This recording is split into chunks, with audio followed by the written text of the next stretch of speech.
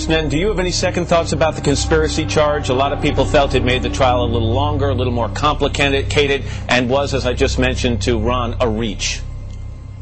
Well, we just don't agree with that. Our analysis was that there was substantial evidence to support that charge, and we still believe that. The fact that it extended the trial, I mean, that's what you have trials for. I mean, I don't agree with that assessment, and we felt that we charged appropriately and still feel we charged appropriately. You were strongly in favor of a gag order in this case, and what it seemed to mean was that on a daily basis, representatives of the Jackson family who were not under that gag order could go out and speak to the press and rebut what was happening in the courtroom, while members of the prosecution team could not. In hindsight, did that strategy backfire? No, I don't think so. I don't believe in trying cases in the media. We knew what the downside was to that situation. We knew that they could continue to leak things to the media and to other representatives. But I believe that, knowing the judge as I do, that there would have been a gag order in place no matter what had happened, whether we had asked for it or not, because he had some real concerns about the pretrial publicity. So no, I don't believe that anything different would have happened whether we didn't ask for it or not. There was going to be a protective order. And Mr. Snedden, you know that people have said that there was some sort of personal vendetta in this, you against Michael Jackson. You have strongly denied that. But once you started to hear the chatter about it, did you give any thought to removing yourself from the prosecution team in this case? No, I didn't. There's no reason to, because it isn't true. I'm doing the job, and I have the institutional knowledge of the 93-94 investigation, which, as you know, if you follow the trial, became very important since a number of those witnesses were called. I was familiar with them. They had trust in me. And I did nothing wrong or inappropriate, and I was just doing my job. So, no, there was never any thought in my mind to remove myself. And frankly, it wouldn't have done any good, because they still would have said I'm behind the scenes orchestrating this whole thing. So that's just a smokescreen. That's all that is.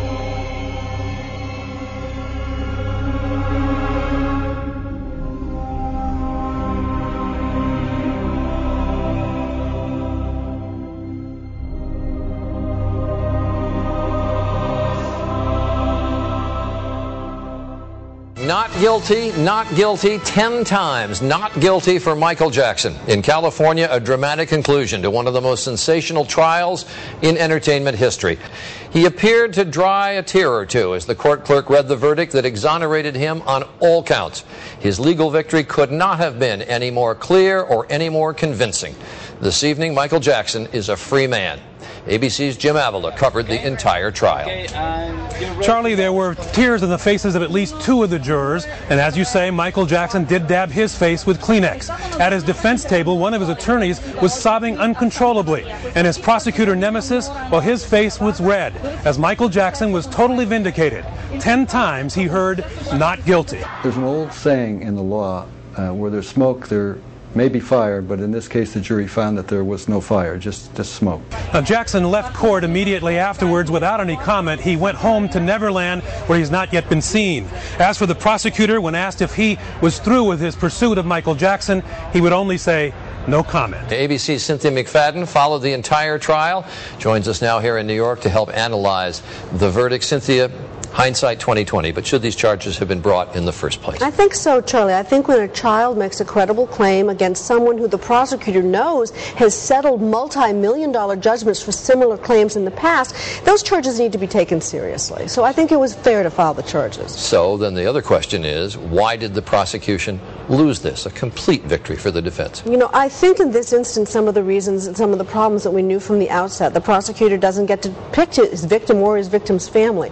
There were credibility problems from the very beginning with both the boy and his mother. And I think the jury at the end of the day decided that those credibility problems were just insurmountable. So many times the prosecution brought up a witness that did not do what the prosecution said that witness would do. A sloppy prosecution? And you bring up, I think, the final and most important point. The prosecution didn't have its ducks in a line. There's no question that this prosecution was not as well conducted as perhaps it could have been. And perhaps there could have been a victory if the case had been better and more if presented in a more focused way. All right, Cynthia McFadden, our chief legal correspondent. Thanks.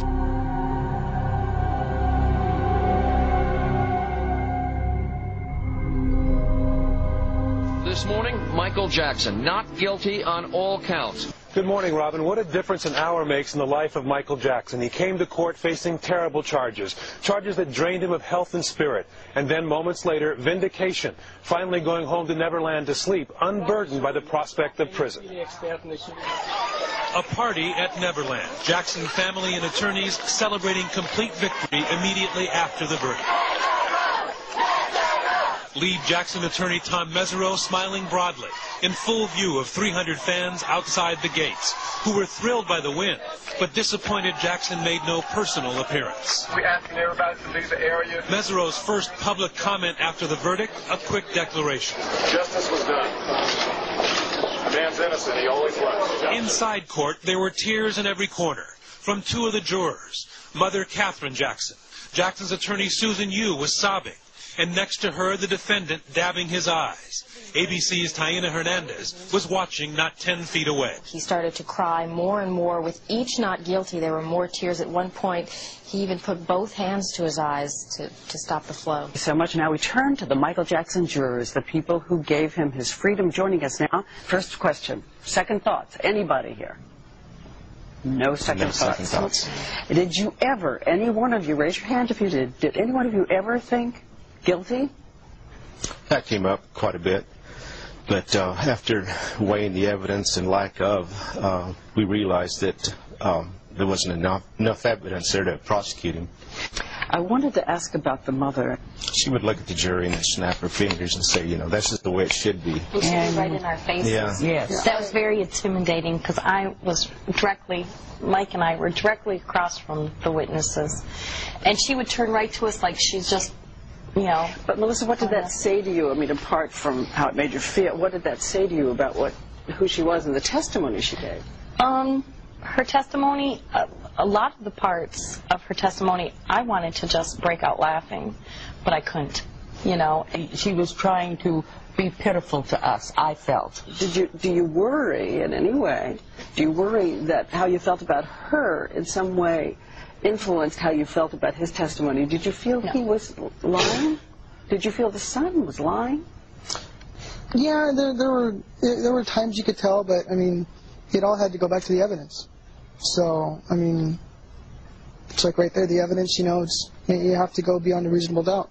I don't think the mother inflicted good values in her kids, and that made me have a hard time believing anybody in the family. Thomas Snedden came out and said the thing he'd learned about this was celebrity influences. Are you sure that this gigantically renowned guy walking in a room had no influence at all? We talked about that when we first started the trial, and when we went into deliberations that came up. We talked about that quite intensively, I think. And we all felt that we have to look at this man just like we would anybody else, you know, just anyone off the street, anyone in particular, you know, just not look at him as a celebrity. In fact, as the trial was going on, we really didn't pay much attention to him. Once in a while you would look at him to see his demeanor, to see what he was, had certain questions or testimony that was been presented. But at first it was kind of intimidating, somewhat. I mean, to be honest, it was. But for sitting there for 4 months and watching him every day, and I came to realize that, you know, he's a person, he's a human. And to me, that just the celebrity status just went out. He's just another person. The other lawyer for Michael Jackson lost it. When she lost it, I lost it, because she was so, throughout the whole trial, she would look at the witnesses, not move. She would just stare at them the whole time. She never slept.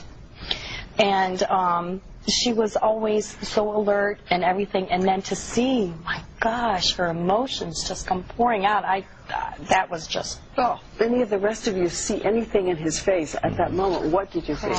he looked over at us. In fact, I made eye contact with him when the last part of the verdict was read. And he kind of just mouthed. He didn't openly say it, but he just kind of like said, you know. To me, too. And there were some tears. Yeah, he was crying. You could tell he was crying. Sobbing a little bit. And everybody always thought, because they were surprised there were no more African Americans, on the jurors. Everyone always wondered if it would have been any different. I mean, not everyone wondered, but I guess people who assume sort of racial stereotypes. Just want to know from you how you felt about this verdict all the way going through so that everybody out there can hear that. Well, when it first started, I felt really bitter because I was the only black African-American. I wasn't even a juror. I was an alternate. That's what really made me mad. I trusted him. I really did trust him. And when I left, I thought to myself that whatever verdict they come up with, I'll stand 100% behind it. But one of the things you've talked about surprised some people is that in your own family you have someone who is a registered sex offender, and you said that this gave you more fairness in the case. That was rather misquoted. I have a grandson that was 18, was out with a bunch of boys streaking. He was the only one that was 18. And someone dared him to flash instead of streak. He flashed, he got caught, and that's a felony. And he was 18, and that's his sex offense.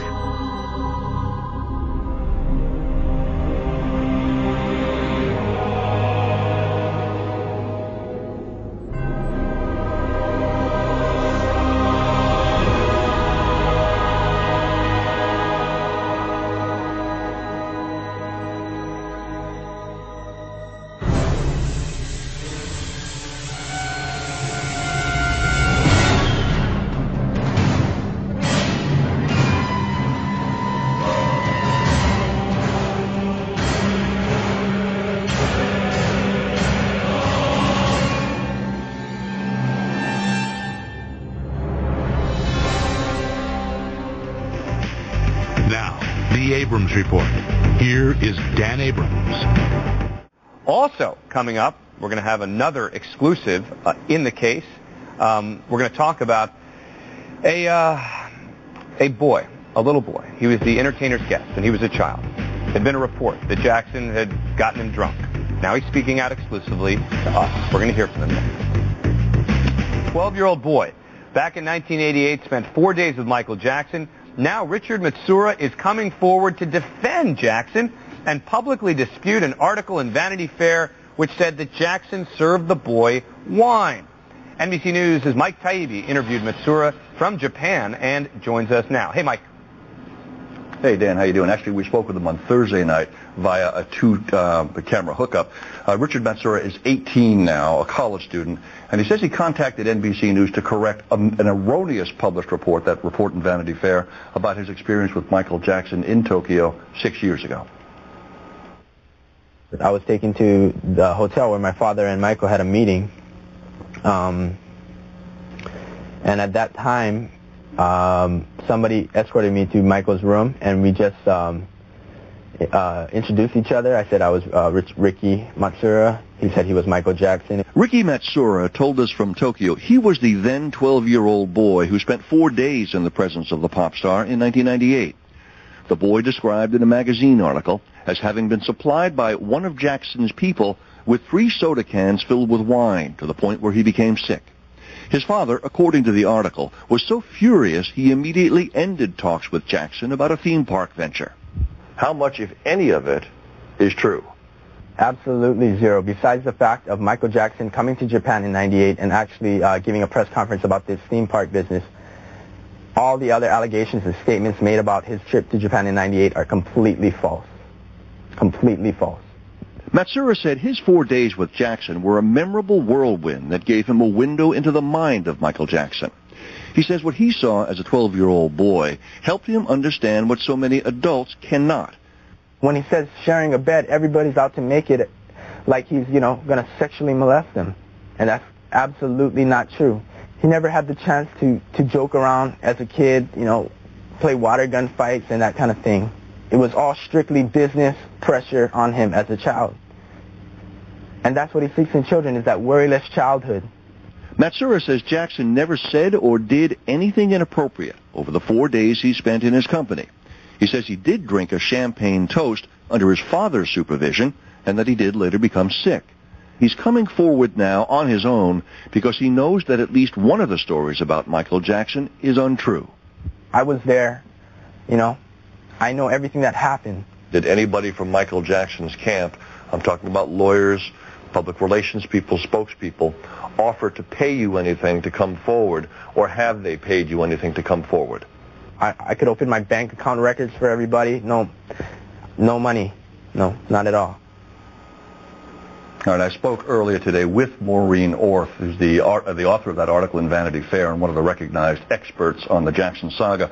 Ms. Orth acknowledges that she was never able to actually speak with Richard Matsura, but that she stands by her source for the story. And in fact, the magazine this afternoon, Dan, issued a statement saying that since hearing Richard Matsura's account of what transpired in Japan in 1998, Vanity Fair has contacted its on-the-record source for the story, former Jackson Chief Financial Officer Myung-Ho Lee. And Lee says, I've read the Vanity Fair article, and I stand by everything I said in the article. Now, I should tell you, Dan, we also spoke with Ryosuke Matsura, who's Ricky's father, and he stands by his son's version. So like so many other tales from the Jackson story, this is one where someone is clearly right and someone is clearly wrong.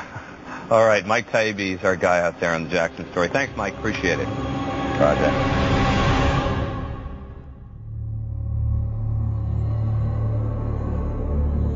Journalist Maureen Orth is covering the trial for Vanity Fair magazine. First of all, despite or perhaps because of the gag order, there's been lots of information and misinformation leaked about the case. Can you give us a summary of the prosecution's actual case against Michael Jackson? Well, the prosecution said that Michael Jackson was somebody who had exploited these children, who had given them a lot of liquor, that this boy was a cancer victim, and that this family had come to the ranch thinking that he was their savior, when in fact he had made Neverland a place of no restrictions, no wants, and turned people who were once well-mannered kids into hellions, and that they would show in vivid particular with witnesses how much he had plied them with liquor from a secret wine cellar, and that they had been held against their will. Meanwhile, Maureen, anything unexpected from the prosecution? Well, I think really the amount of pornography that they said that they found littered all over the private area of Michael Jackson's bathroom and his bed chambers, the fact that the brother of the accuser had seen him molest his brother, who was probably passed out from the liquor he had been given. It's really an accumulation of detail about how much the family was subjected to, which of course is completely contradicted by the defense. One of the major points that Tom Mesereau, the defense lawyer, was making yesterday was that this mother was somebody who had gone many times before to use her children as tools. He's trying to show the difference between this family that was grifters, a scheming stage mother perhaps who was out for money, and to bring the power of celebrity names. I think the idea that he was suggesting that Michael Jackson was a great friend of Princess Diana's and they had both been victimized, things like that.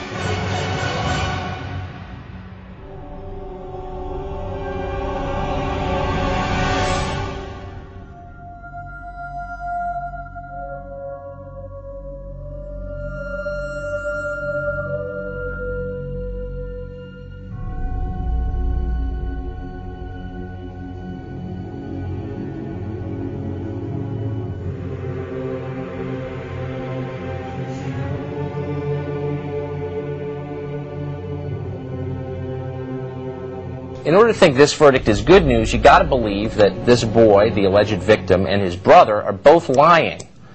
No, I think in order to think this verdict is good news, and I do, is that this jury, despite the media's attempt to demonize Michael Jackson, I think rose to the level of saying that if they were not convinced beyond a reasonable doubt, they were not going to convict him based on whatever biases they had, and they said in the press conference some of them came in with biases, or whatever they considered different or strange, but based on criminal behavior. And I think that is what the criminal justice system's supposed to do. At one point, he compared himself to Nelson Mandela, Do you think that's a fair comparison? But the fact of the matter is they compared him to a criminal, and the jury said no. That's what I'm saying. Right? He was accused of child molestation. I mean, that is a And the jury said offense. no. I mean, like even tonight in this situation, pun intended, we're still talking about Jesus juice. Well, we don't even know if that's a fact. The jury acquitted Michael. We're still talking about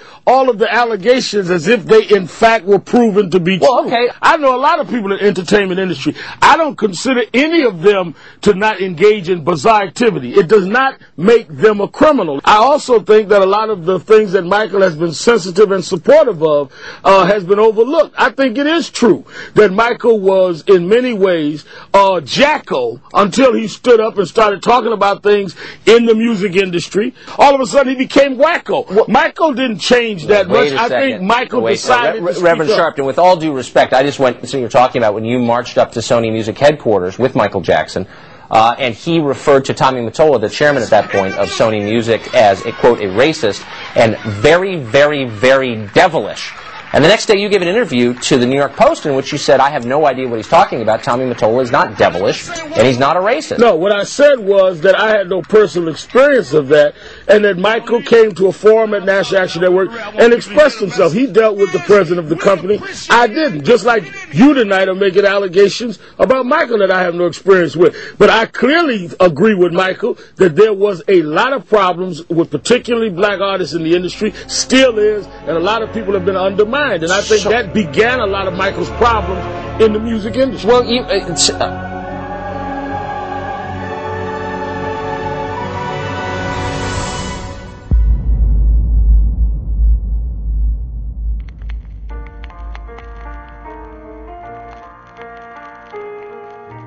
Are we blind to the fact that our children are raging against the indifference, crying out against the abandonment, of thundering against the neglect?